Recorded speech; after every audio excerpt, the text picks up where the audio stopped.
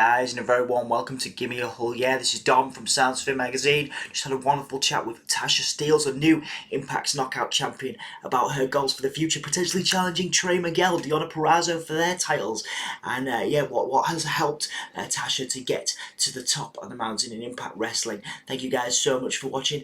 Don't forget to check out Impact Wrestling on YouTube, Impact Insiders, and more as well. Thank you so much for watching, and we'll see you soon. Hull, yeah!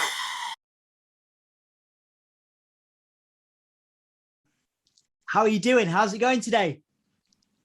Good. Thank you for asking. I'm hanging in there, just a couple of days as champion. So I'm trying to just take it all in right now.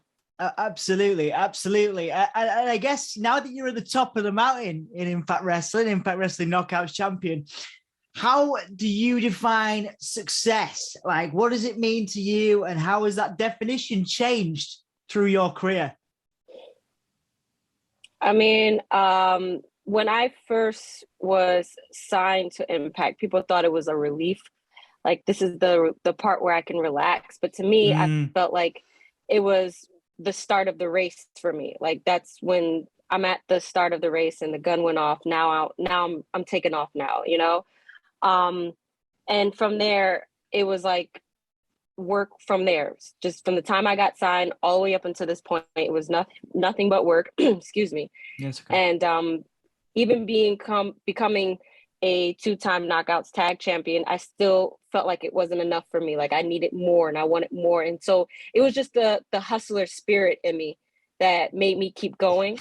Yeah. And when I saw that Ultimate X for the #1 contendership was happening at Hard to Kill, I said, oh, this is where, like, the hustler spirit got to kick in 10 times more, because I need that. I want that. Like, I breathe that. This is just what I need to do in order to be at the top of the Knockouts mountain. And I want it. So winning it was like, all right, well, we're still in this race here.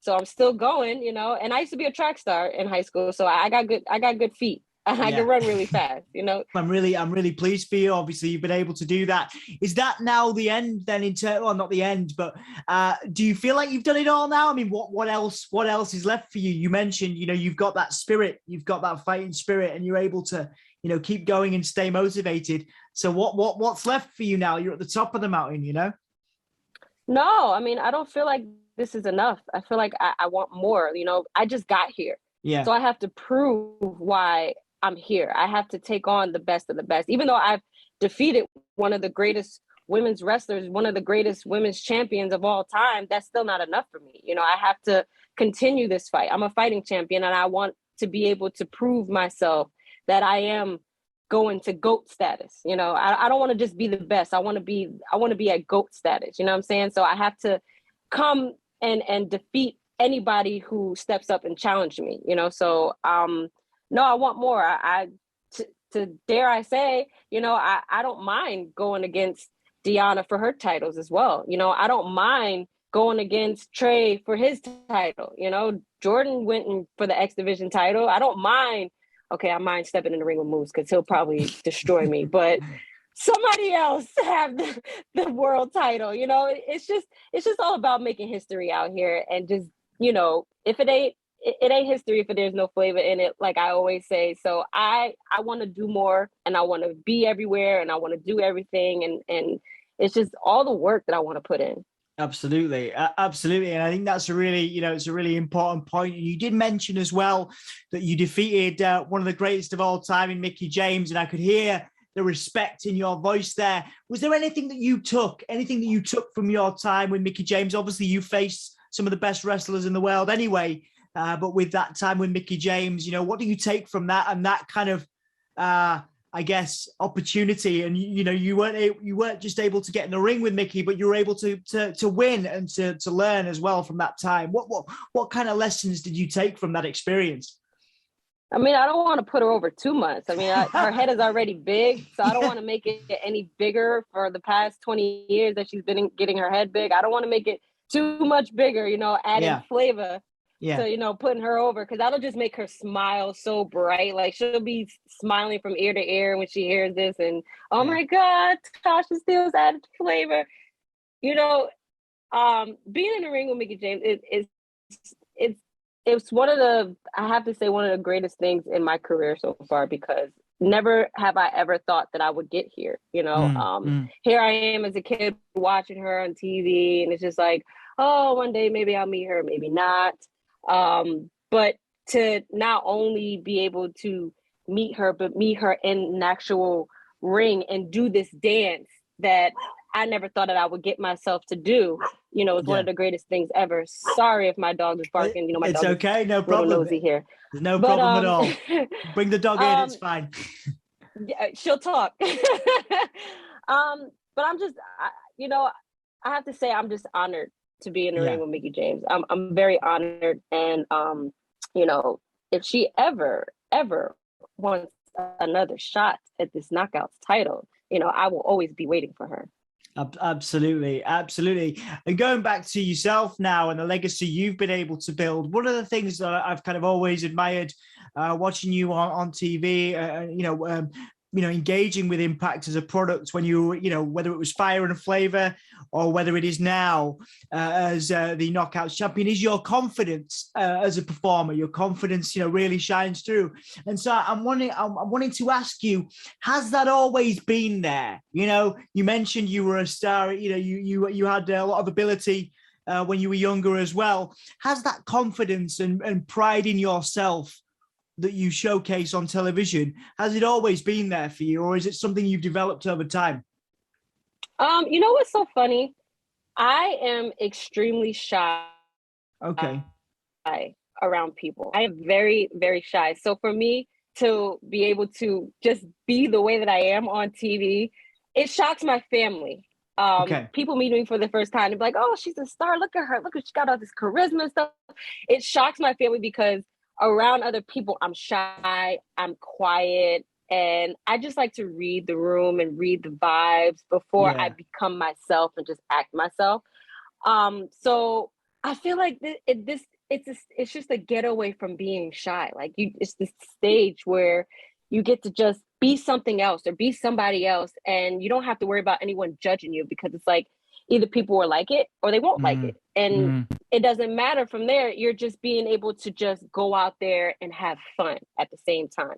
So that's what I'm doing. I'm just having fun. I'm having so much fun just being able to just show everyone that, I have all this flavor and I'm going to give all this flavor, and just out there doing my little dance and just smiling and, rapping my song and just being out there and just being so comfortable and having this confidence that I can just go out and perform and just have your eyes engaged on me from the moment that I step on that stage.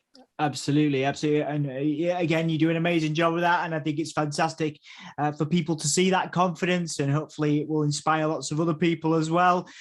In terms of your development as a performer, you mentioned obviously some of the previous things you've done in wrestling, to get to this point.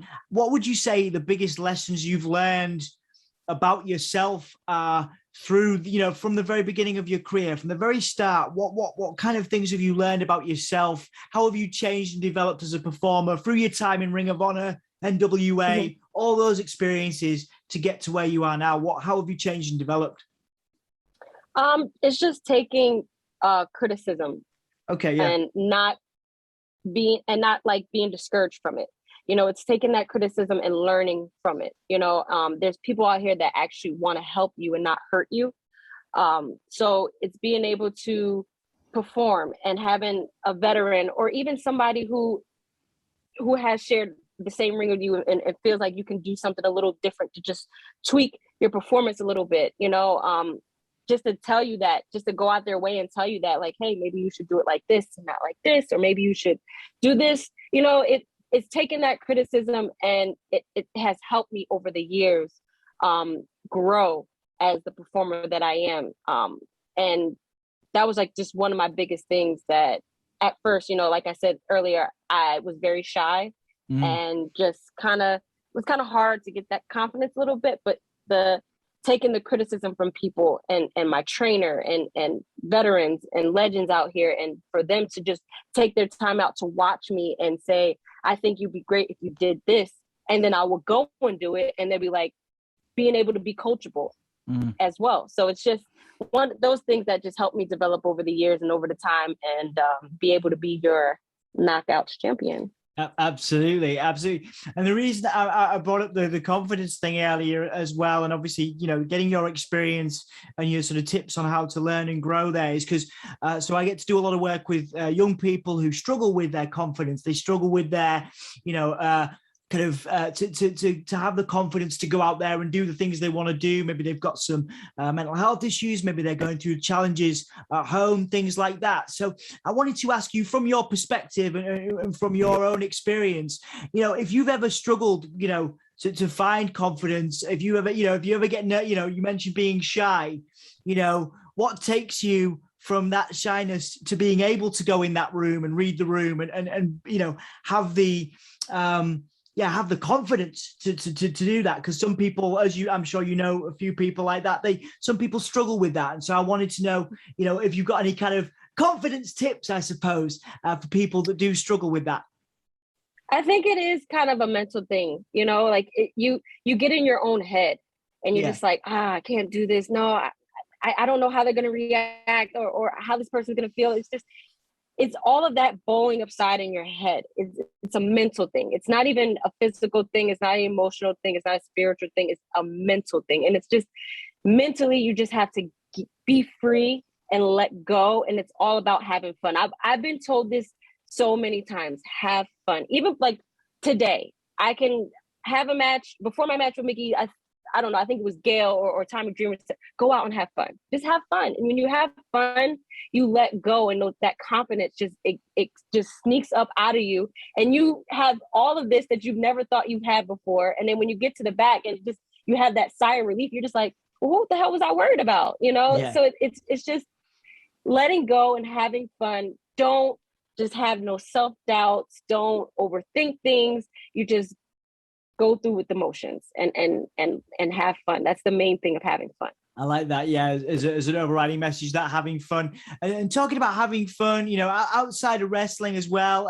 Obviously, you've got your dog there, but what are the things that motivate you outside of a wrestling ring? People, places, family members, movies, anything like that you're really inspired by, that's really motivating you or helping you relax even right now?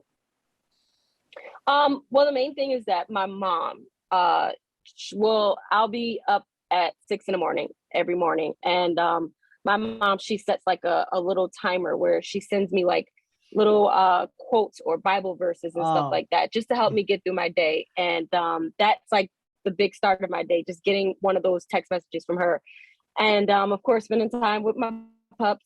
But I'm deep into music. I just love music. I love it helps you with your, like, how your day's going, like just certain music and stuff like that. So music always helps me. And then with the music and then going into the gym and just taking out anything like frustration, worry, all that type of stuff, getting in the gym and being able to lift them weights and stuff like that, it also helps me as well.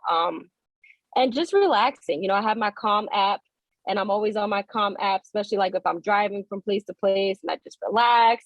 I'll do some DDP yoga. All those things, it just helps. It helps calms my nerves sometimes. Nice.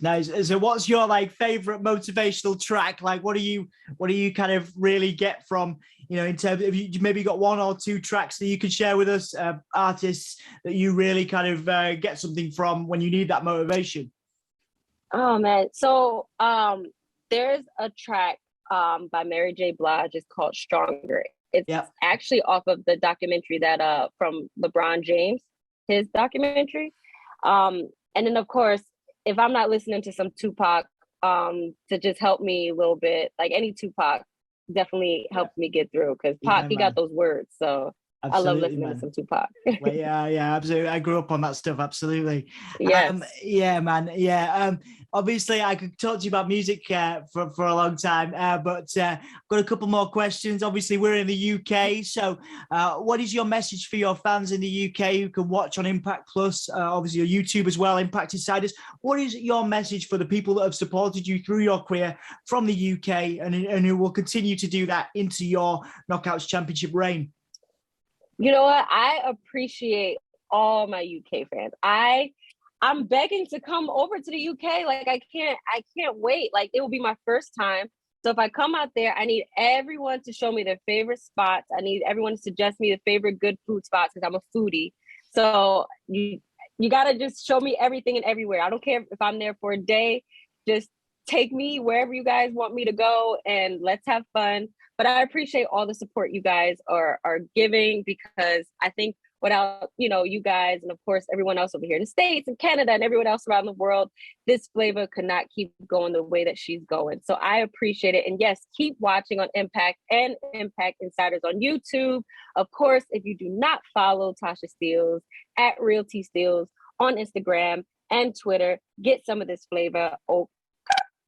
Awesome. Well, Tasha, thank you so much. Can't wait to see you over here in the UK. It's been a pleasure sitting with you tonight, and give my best to your dog, okay? And I'll see you soon. Thank you, I will. All right, you take care. Thank you very much. Bye.